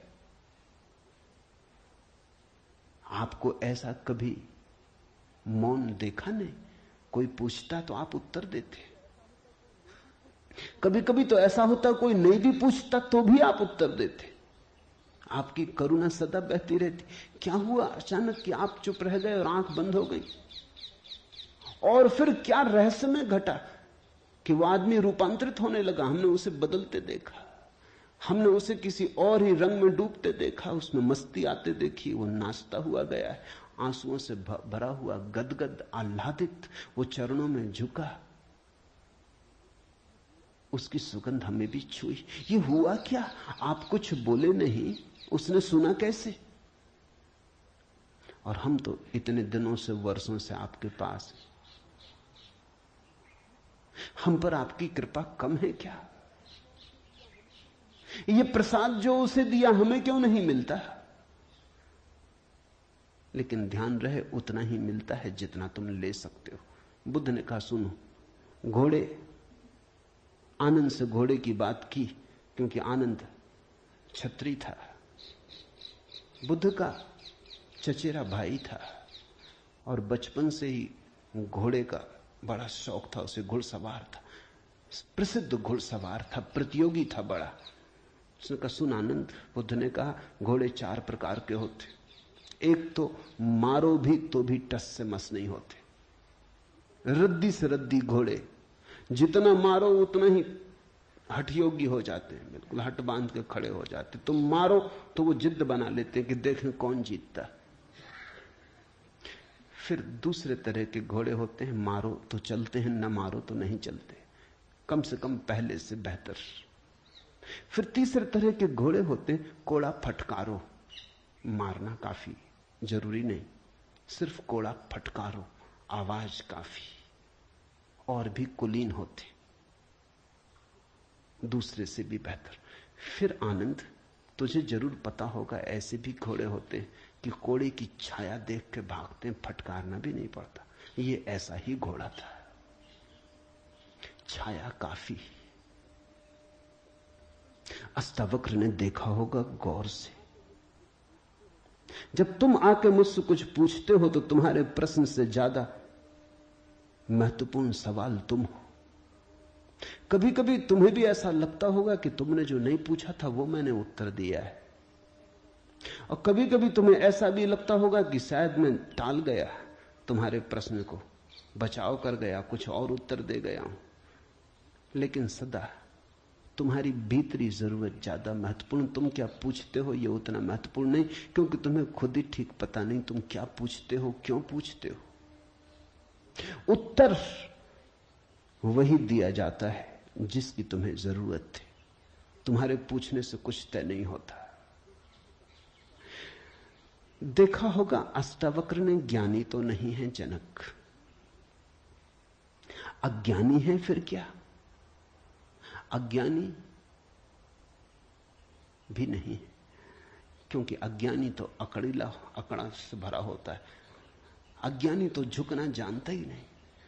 ये तो मुझ 12 साल की उम्र के लड़के के पैरों में झुक गया, साष्टांग दंडवत की। ये अज्ञानी के लिए असंभव है। अज्ञानी तो समझता है कि मैं जानता ही हूं, मुझे कौन समझाएगा। अज्ञानी अगर कभी पूछता भी है तो तुम्हें गलत सिद्ध करने को पूछता है, क्योंकि अज्ञानी तो ये मान के चलता है कि पता तो मुझे है ही, देखें इनको भी पता है या नहीं। अज्ञानी परीक्षा के लिए पूछता है। नहीं, इसकी आंखें जनक की तो बड़ी निर्मल है। मुझ 12 साल के अनजान अपरिचित लड़के को सम्राट होते हुए भी इसने कहा एतत् मम ब्रूहि प्रभो, हे प्रभु मुझे समझा के कहें। नहीं, ये विनयशील है, अज्ञानी तो नहीं। मूढ़ है क्या फिर? मूढ़ तो पूछते ही नहीं। मूढ़ों को तो पता ही नहीं कि जीवन में कोई समस्या है। मूढ़ और बुद्ध पुरुषों में एक समानता है, बुद्ध पुरुषों के लिए कोई समस्या नहीं रही, मूढ़ों के लिए अभी समस्या उठी ही नहीं। बुद्ध पुरुष समस्या के पार हो गए, मूढ़ अभी समस्या के बाहर है। मूढ़ तो इतना मूर्छित है, उसे कहां सवाल कथम ज्ञानम, मूढ़ पूछेगा। कथम मुक्ति, मूढ़ पूछेगा। कैसे होगा वैराग्य, मूढ़ पूछेगा। असंभव। मूढ़ अगर पूछेगा भी तो पूछता है राग में सफलता कैसे मिलेगी। मूढ़ अगर पूछता भी है तो पूछता है संसार में और थोड़े ज्यादा दिन कैसे रहना हो जाए, मुक्ति नहीं। मूढ़ पूछता है बंधन सोने के कैसे बने, बंधन में हीरे जवाहरात कैसे जड़े। मूढ़ पूछता भी है तो ऐसी बातें पूछता है। ज्ञान, मूढ़ तो मानता ही नहीं कि ज्ञान हो सकता है, वो तो संभावना को स्वीकार नहीं करता। वो तो कहता कैसा ज्ञान। मूढ़ तो पशुवत जीता है। नहीं, ये जनक मूढ़ भी नहीं है, मुमुक्षु है। मुमुक्षु शब्द समझना जरूरी है। मोक्ष की आकांक्षा, मुमुक्षा। अभी मोक्ष के पास नहीं पहुंचा, ज्ञानी नहीं है। मोक्ष के प्रति पीठ करके नहीं खड़ा, मूढ़ नहीं है। मोक्ष के संबंध में कोई धारणाएं पकड़ के नहीं बैठा, अज्ञानी भी नहीं है, मुमुक्षु है। मुमुक्षु का अर्थ है सरल है इसकी जिज्ञासा।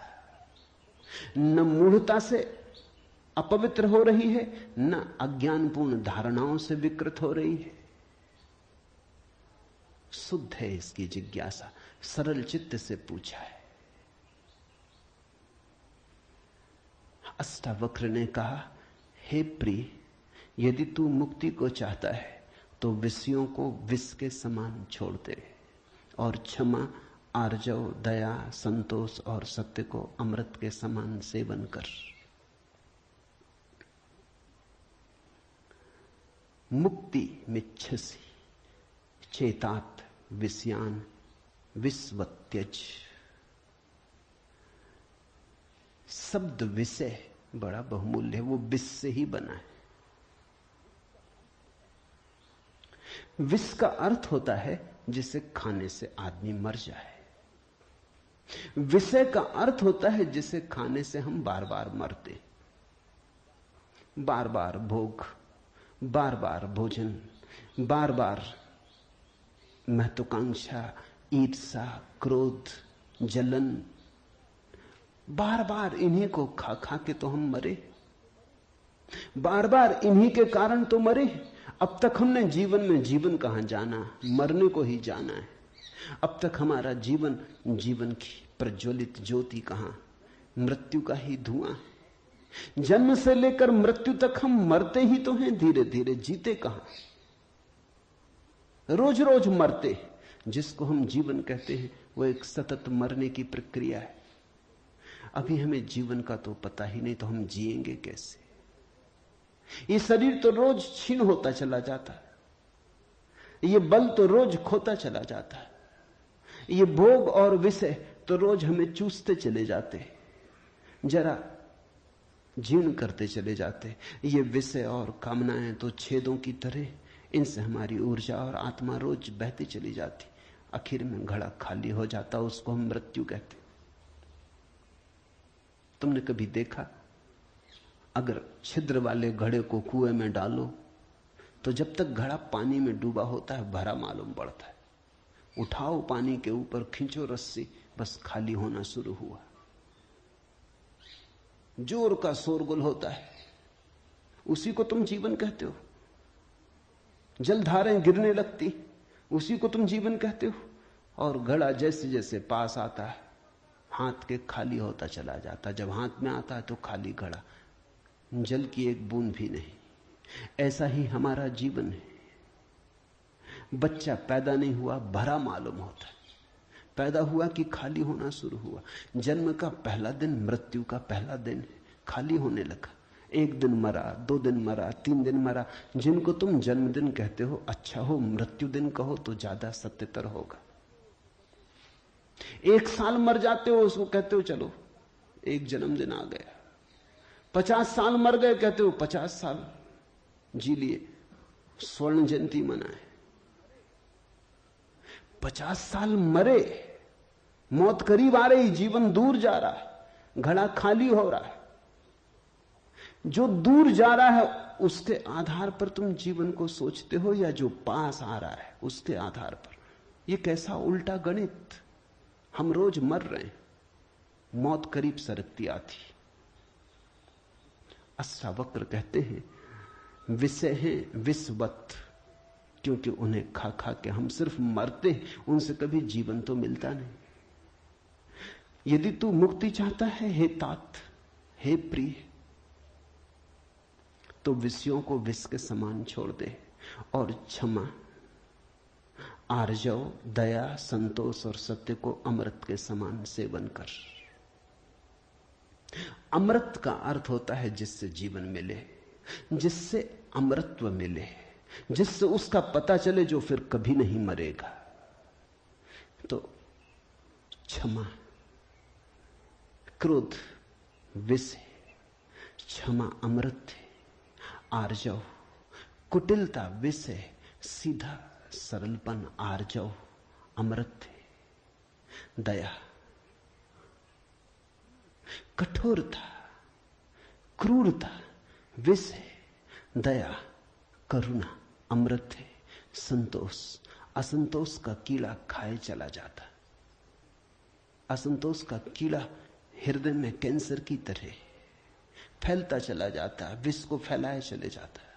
संतोष जो है उससे तृप्ति, जो नहीं है उसकी आकांक्षा नहीं, जो है वो काफी से ज्यादा है, वो है ही काफी से ज्यादा। आंख खोलो जरा देखो, संतोष कोई थोपना नहीं है ऊपर जीवन को। जरा गौर से देखो, तुम्हें जो मिला है वो तुम्हारी जरूरत से सदा ज्यादा है।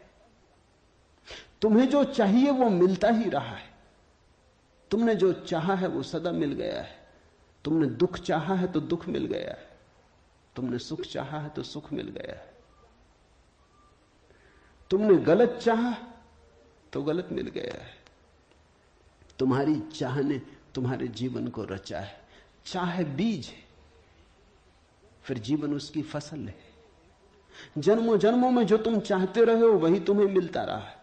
कई बार तुम सोचते हो हम कुछ और चाह रहे हैं, जब मिलता है तो कुछ और मिलता है। तो तुम्हारे चाहने में भूल नहीं हुई है, सिर्फ तुमने चाहने के लिए गलत शब्द चुन लिया था। जैसे तुम चाहते हो सफलता, मिलती है विफलता, तुम कहते हो विफलता मिल रही, चाही तो सफलता थी। लेकिन जिसने सफलता चाही उसने विफलता को स्वीकार कर ही लिया। वो विफलता से भीतर डर ही गया है। विफलता के कारण ही तो सफलता चाह रहा है, और जब जब सफलता चाहेगा तब तक विफलता का ख्याल आएगा। विफलता का ख्याल भी मजबूत होता चला जाएगा। सफलता तो कभी मिलेगी, लेकिन रास्ते पर यात्रा तो विफलता में ही बीतेगी। विफलता का भाव संघरीभूत होगा।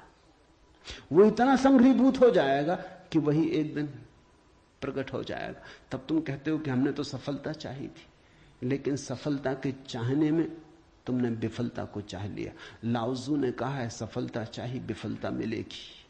अगर सचमुच सफलता चाहिए हो, सफलता चाहना ही मत, फिर तुम्हें कोई विफल नहीं कर सकता। तुम कहते हो हमने सम्मान चाहा था, अपमान मिल रहा है। सम्मान चाहता ही वही व्यक्ति है जिसका अपने प्रति कोई सम्मान नहीं, वही तो दूसरों से सम्मान चाहता है।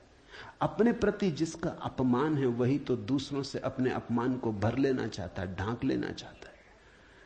सम्मान की आकांक्षा इस बात की खबर है कि तुम अपने भीतर अपमानित अनुभव कर रहे हो। तुम्हें अनुभव हो रहा है कि मैं कुछ भी नहीं हूं, दूसरे मुझे कुछ बना दे, सिंहासन पे बिठा दे, फताकाएं फहरा दे, झंडे उठा ले मेरे नाम के, दूसरे कुछ कर दे। तुम भिखमंगे हो। तुमने अपना अपमान तो खुद कर लिया जब तुमने सम्मान चाहा, और यह अपमान गहन होता जाएगा।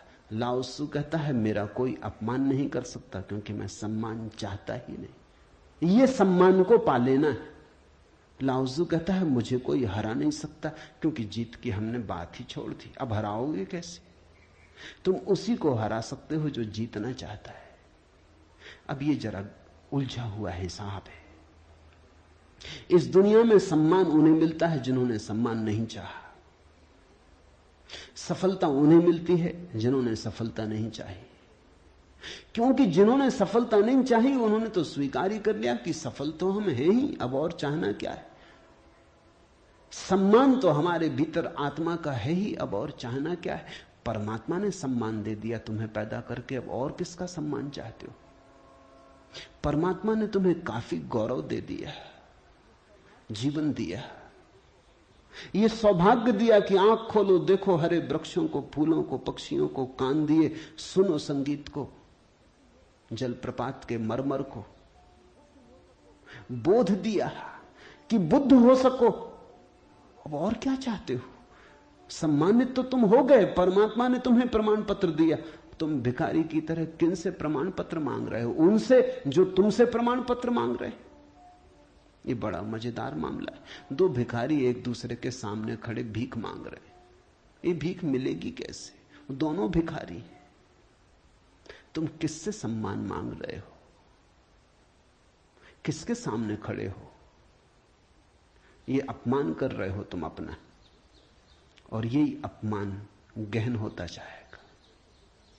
संतोष का अर्थ होता है देखो जो तुम्हारे पास है, देखो जरा आंख खोल के जो तुम्हें मिला ही है। ये अष्टावक्र की बड़ी बहुमूल्य कुंजी है, ये धीरे धीरे तुम्हें साफ होगी। अष्टावक्र की दृष्टि बड़ी क्रांतिकारी है, बड़ी अनूठी, जड़ मूल से क्रांति की है। संतोष और सत्य को अमृत के समान सेवन कर, क्योंकि असत्य के साथ जो जिएगा वो असत्य होता चला जाएगा। जो असत्य को बोलेगा, असत्य को जिएगा, स्वभावता असत्य से घिरता चला जाएगा। उसके जीवन से संबंध विच्छिन्न हो जाएंगे, जड़ें टूट जाएंगी। परमात्मा में जड़ें चाहते हो तो सत्य के द्वारा ही वे जड़ें हो सकती हैं। प्रामाणिकता और सत्य के द्वारा ही तुम परमात्मा से जुड़ सकते हो। परमात्मा से टूटना है तो असत्य का धुआं पैदा करो, असत्य के बादल अपने पास बनाओ। जितने तुम असत्य होते चले जाओगे उतने परमात्मा से दूर होते चले जाओगे। तू न पृथ्वी है, न जल है, न वायु है, न आकाश है। मुक्ति के लिए आत्मा को, अपने को, इन सब का साक्षी चैतन्य जान। सीधी सीधी बातें, भूमिका भी नहीं। अभी दो वचन नहीं बोले अष्टावक्र ने कि ध्यान आ गया, कि समाधि की बात आ गई। जानने वाले के पास समाधि के अतिरिक्त और कुछ जताने को है भी नहीं। वो दो वचन भी बोले, क्योंकि एकदम से अगर समाधि की बात होगी तो शायद तुम चौंक ही जाओगे, समझ ही ना पाओगे। मगर दो वचन और सीधी समाधि की बात आ गई। अष्टावक्र 7 कदम भी नहीं चलते, बुद्ध तो 7 कदम चले, 8वें कदम पे समाधि। अष्टावक्र तो पहला कदम ही समाधि का उठाते। तू न पृथ्वी है, न जल, न वायु, न आकाश। ऐसी प्रतीति में अपने को थिर कर। मुक्ति के लिए आत्मा को, अपने को, इन सब का साक्षी चैतन्य जान। साक्षी सूत्र है, इससे महत्वपूर्ण सूत्र और कोई भी नहीं। देखने वाले बनो, जो हो रहा है उसे होने दो, उसमें बाधा डालने की जरूरत नहीं। ये देह तो जल है, मिट्टी है, अग्नि है, आकाश है। तुम इसके भीतर तो वो दिए हो जिसमें ये सब जल, अग्नि, मिट्टी, आकाश, वायु प्रकाशित हो रही। तुम दृष्टा हो। इस बात को गहन करो। साक्षिणाम चिद्रूपम आत्मानम विद्धि। ये इस जगत में सर्वाधिक बहुमूल्य सूत्र है। साक्षी बनो। इसी से होगा ज्ञान, इसी से होगा वैराग्य, इसी से होगी मुक्ति। प्रश्न 3 थे, उत्तर 1 है। यदि तू देह को अपने से अलग कर और चैतन्य में विश्राम कर स्थित है तो तू अभी ही सुखी, शांत और बंध मुक्त हो जाएगा। इसलिए मैं कहता हूं ये जड़ मूल से क्रांति है। पतंजलि इतनी हिम्मत से नहीं कहते कि अभी ही, पतंजलि कहते हैं करो अभ्यास, यम नियम साधो,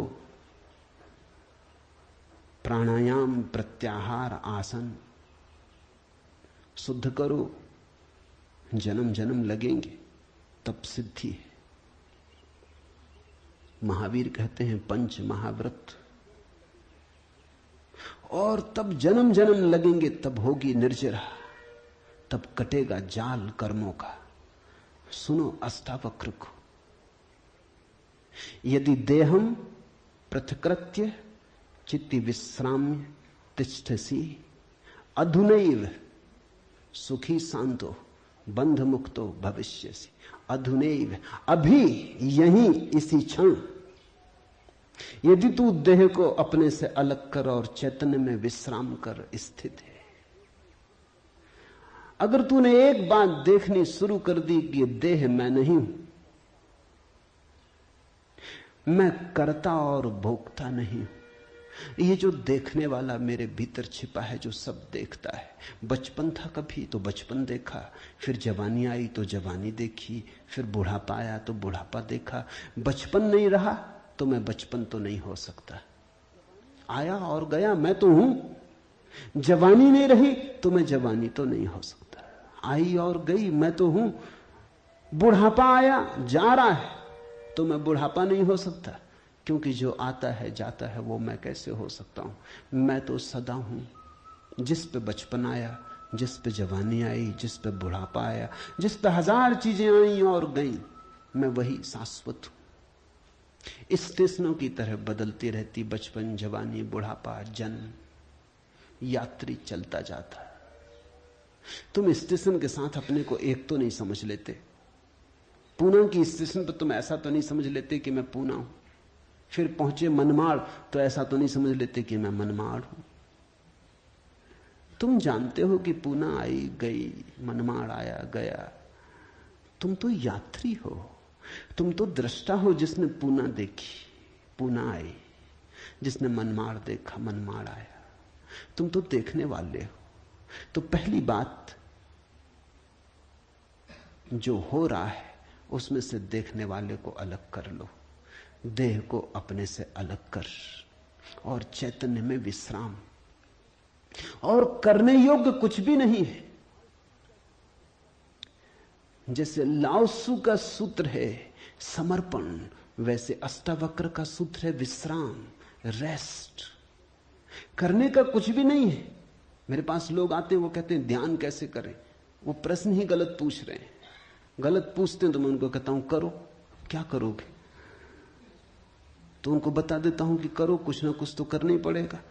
अभी तुम्हें करने की खुजलाहट है तो उसे तो पूरा करना होगा। खुजली है तो क्या करोगे? बिना खुजाए नहीं बनता। लेकिन धीरे धीरे उनको करवा करवा के थका डालता हूं। फिर वो कहते हैं कि अब इससे छुटकारा दिलवाओ। अब कब तक ये करते रहे? उनको तो मैं तो पहले ही राजी था, लेकिन तुम्हें समझने में जरा देर लगी। अब विश्राम करो। ध्यान का आत्यंतिक अर्थ विश्राम है। चित्ती विश्राम में तिष्ठसि, जो विश्राम में ठहरा देता अपने चेतना को, जो होने मात्र में ठहर जाता, कुछ करने को नहीं। क्योंकि जिसे तुम खोज रहे हो वो मिला ही हुआ है।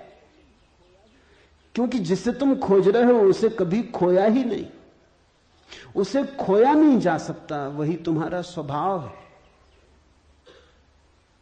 अयम आत्मा ब्रह्म, तुम ब्रह्म हो, अनल हक, तुम सत्य हो। कहां खोजते हो? कहां भागे चले जाते हो? अपने को ही खोजने कहां भागे चले जाते हो? रुको, ठहरो। परमात्मा दौड़ने से नहीं मिलता, क्योंकि परमात्मा दौड़ने वाले में छिपा है। परमात्मा कुछ करने से नहीं मिलता, क्योंकि परमात्मा करने वाले में छिपा है।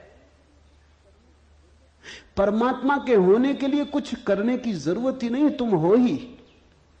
इसलिए अष्टावक्र कहते हैं चित्ती विश्राम में विश्राम करो, ढीले छोड़ो अपने को, ये तनाव छोड़ो। कहां जाते? कहीं जाने को नहीं, कहीं पहुंचने को नहीं। और चैतन्य में विश्राम तो तू अभी ही इसी क्षण अधुनैव सुखी, शांत और बंध मुक्त हो जाएगा। अनूठा है वचन, नहीं कोई और शास्त्र इसका मुकाबला करता है। तू ब्राह्मण आदि वर्ण नहीं, और न तू कोई आश्रम वाला है, और न आंख आदि इंद्रियों का विषय। असंग और निराकार तू सबका, विश्व का साक्षी है, ऐसा जानकर सुखी हो। अब ब्राह्मण कैसे टीका लिखे? तू ब्राह्मण आदि वर्ण नहीं। अब हिंदू इस शास्त्र को कैसे सिर पे उठाएं, क्योंकि उनका तो सारा धर्म वर्ण और आश्रम पे खड़ा है, और ये तो पहले से ही अष्टावक्र जड़ काटने लगे। वो कहते हैं तू कोई ब्राह्मण नहीं है, न कोई शूद्र है, न कोई क्षत्रिय है। ये सब बकवास है, ये सब ऊपर के आरोपण है, ये सब राजनीति और समाज का खेल है। तू तो सिर्फ ब्रह्म है, ब्राह्मण नहीं, क्षत्रिय नहीं, शूद्र नहीं। तू ब्राह्मण आदि वर्ण नहीं, और न तू कोई आश्रम वाला है, और न तो यह है कि तू ब्रह्मचर्य आश्रम में है, कि गृहस्थाश्रम में है, कि वानप्रस्थ की संन्यास। कोई आश्रम वाला नहीं है। तू तो इन सारी स्थानों के भीतर से गुजरने वाला दृष्टा साक्षी। अष्टावक्र की गीता है, हिंदू दावा नहीं कर सकते हमारी। अष्टावक्र की गीता सबकी है। अगर अष्टावक्र के समय में मुसलमान होते, हिंदू होते, ईसाई होते, तो उन्होंने कहा होता न तू हिंदू है, न तू ईसाई है, न तू मुसलमान है। अब ऐसे अष्टावक्र को कौन मंदिर बनाए? इसके लिए कौन इसके शास्त्र को सिर पे उठाए? कौन दावेदार बने? क्योंकि ये सभी का निषेध कर रहे हैं। मगर ये सत्य की सीधी घोषणा है, असंग और निराकार तू सबका, विश्व का साक्षी है, ऐसा जानकर सुखी हो। अष्टावक्र ये नहीं कहता कि ऐसा तुम जानोगे तो फिर सुखी होगे। वचन को ठीक से सुनना। अष्टावक्र कहते हैं ऐसा जानकर सुखी हो। न त्वम विप्रादिको वर्णो नाश्रमी नाक्ष गोचरा, असंगो असि निराकारो विश्व साक्षी सुखी भव। सुखी भव, अभी हो सुखी। जनक पूछते हैं कैसे सुख होगा, कैसे बंधन मुक्ति होगी, कैसे ज्ञान होगा? अष्टावक्र कहता है अभी हो सकता, क्षण मात्र की भी देर करने की कोई जरूरत नहीं है। इसे कल पर छोड़ने का कोई कारण नहीं, स्थगित करने की कोई जरूरत नहीं। ये घटना भविष्य में नहीं घटती, या तो घटती है अभी या कभी नहीं घटती। जब घटती है तब अभी घटती है, क्योंकि अभी के अतिरिक्त कोई समय ही नहीं है। भविष्य कहां है? जब आता है तब अभी की तरह आता है। तो जो भी ज्ञान को उत्पन्न हुए हैं अभी उत्पन्न हुए। कभी पर मत छोड़ना, वो मन की चालाकी है। मन कहता है इतने जल्दी कैसे हो सकता है, तैयारी तो कर ले। मेरे पास लोग आते हैं, वो कहते हैं संन्यास लेना। लेंगे कभी? कभी कभी ना लोगे। कभी पर टाला तो सदा के लिए टाला, कभी आता ही नहीं। लेना हो तो अभी, अभी के अतिरिक्त कोई समय ही नहीं है। अभी है जीवन, अभी है मुक्ति, अभी है अज्ञान, अभी है ज्ञान, अभी है निद्रा, अभी हो सकता जागरण। कभी क्यों? कठिन होता मन को, क्योंकि मन कहता है तैयारी तो करने दो। मन कहता है कोई भी काम तैयारी के बिना कैसे घटता। आदमी को विश्वविद्यालय से प्रमाण पत्र लेना है तो वर्षों लगते, डॉक्टरेट करनी है तो 20-25 साल लग जाते। मेहनत करते करते फिर आदमी आके डॉक्टर हो पाता। अभी कैसे हो सकते? अष्टावक्र भी जानते, दुकान करनी हो तो अभी थोड़ी खुल जाएगी। इकट्ठा करना पड़े, आयोजन करना पड़े, सामान लाना पड़े, दुकान बनानी पड़े, ग्राहक खोजने पड़े, विज्ञापन भेजना पड़े, वर्षों लगते हैं। इस जगत में कोई भी चीज अभी तो घटती नहीं, क्रम से घटती है। ठीक है, अष्टावक्र भी जानते हैं, मैं भी जानता हूं, लेकिन एक घटना यहां ऐसी है जो अभी घटती है, वो परमात्मा है। वो तुम्हारी दुकान नहीं, न तुम्हारा परीक्षालय, न तुम्हारा विश्वविद्यालय। परमात्मा क्रम से नहीं घटता, परमात्मा घट ही चुका है। आंख भर खोलने की बात है, सूरज निकल ही चुका है। सूरज तुम्हारे आंख के लिए नहीं रुका है कि तुम जब आंख खोलोगे तब निकलेगा। सूरज निकल ही चुका है, प्रकाश सब तरफ भरा ही है, अहिर्निश गूंज रहा उसका नाद, ओंकार की ध्वनि सब तरफ गूंज रही है, सतत अनाहत चारों तरफ गूंज रहा है। खोलो कान, खोलो आंख। आंख खोलने में कितना समय लगता है, उतना समय भी परमात्मा को पाने में नहीं लगता। पल तो लगता, पलक के झपने में। पल का अर्थ ही होता है जितना समय पलक को झपने में लगता उतना पल, मगर परमात्मा को पाने में पल भी नहीं लगता।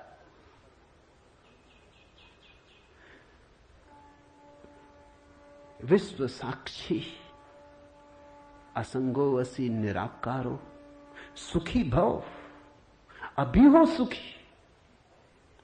उधार नहीं है अष्टावक्र का धर्म, नगद, कैश।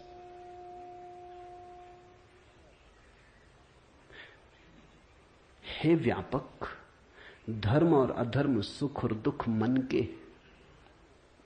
धर्म और अधर्म, सुख और दुख मन के, तेरे लिए नहीं। तू न करता है न भोगता है, तू तो सर्वदा मुक्ति ही है। मुक्ति हमारा स्वभाव है, ज्ञान हमारा स्वभाव है, परमात्मा हमारा होने का ढंग है, हमारा केंद्र है, हमारे जीवन की श्वास है, हमारा होना है। धर्मो अधर्मो सुखम दुखम मान सानी नते विभो। अष्टावक्र कहते हैं, हे व्यापक, हे विभावान, हे विभूति संपन्न, धर्म और अधर्म, सुख और दुख मन के, ये सब मन की ही तरंगे। बुरा किया, अच्छा किया, पाप किया, पुण्य किया, मंदिर बनाया, दान दिया, सब मन के। न कर्तासी न भोक्तासी, मुक्त एवासी सर्वदा। तू तो सदा मुक्त है, तू तो सर्वदा मुक्त है। मुक्ति कोई घटना नहीं है जो हमें घटानी, मुक्ति घट चुकी है हमारे होने में। मुक्ति से बना है ये अस्तित्व, इसका रोआ रोआ रंच रंच मुक्ति से निर्मित है। मुक्ति है धातु जिससे बना है सारा अस्तित्व। स्वतंत्रता स्वभाव है, ये उद्घोषणा। बस समझी कि क्रांति घट जाती है, समझने के अतिरिक्त कुछ करना नहीं। ये बात ख्याल में उतर जाए, तुम सुन लो इसे मन भर के बस। तो आज इतना ही कहना चाहूंगा। अष्टावक्र को समझने की चेष्टा भर करना। अष्टावक्र में करने का कोई इंतजाम नहीं है, इसलिए तुम ये मत सोचना कि अब कोई तरकीब निकलेगी जो हम करेंगे। अष्टावक्र कुछ करने को कहते ही नहीं, तुम विश्राम से सुन लो। करने को कुछ होने वाला ही नहीं है, इसलिए तुम कॉपी वगैरह नोटबुक लेके मत आना कि लिख लेंगे, कुछ आएगा सूत्र तो नोट कर लेंगे, करके देख लेंगे।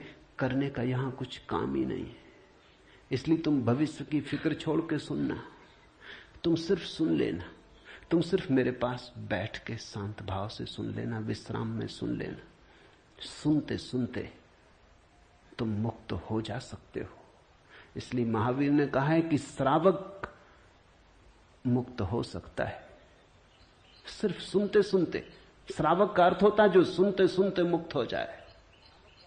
साधु का तो अर्थ ही इतना है कि जो सुन सुन के मुक्त ना हो सका, थोड़ा कमजोर बुद्धि का है, कुछ करना पड़ा। सिर्फ कोड़े की छाया काफी न थी, घोड़ा जरा कुजात है,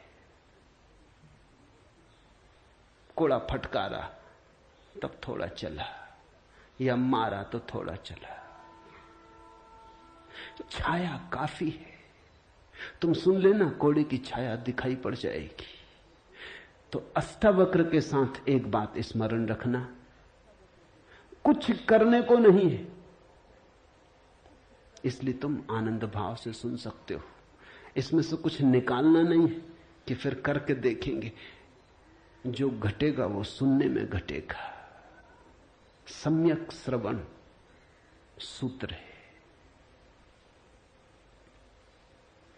अधुनैव सुखी शांतो बंध मुक्तो भविष्यसि। अभी हो जा मुक्त, इसी क्षण हो जा मुक्त। कोई रोक नहीं रहा, कोई बाधा नहीं, हिलने की भी जरूरत नहीं है। जहां है वहीं हो जा मुक्त, क्योंकि मुक्त तू है ही। जाग और हो जा मुक्त। असंगो असि निराकारो विश्व साक्षी सुखी भव। हो जा सुखी। एक पल की भी देर करने की कोई जरूरत नहीं। छलांग है, क्वांटम छलांग।